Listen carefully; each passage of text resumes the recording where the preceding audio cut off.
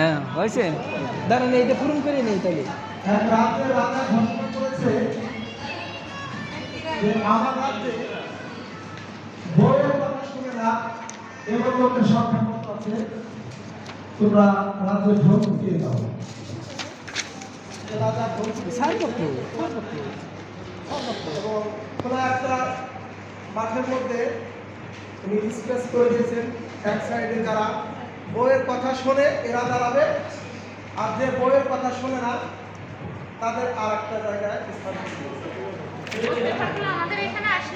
তো উনি চিরাকুড়া থেকে দেখতেছেন যে ধীরে ধীরে বউয়ের কথা শুনে ওই স্পেসটা ভরে গেছে, শুধু একটা লোক আছে যে বউয়ের কথা শুনে না। রাজা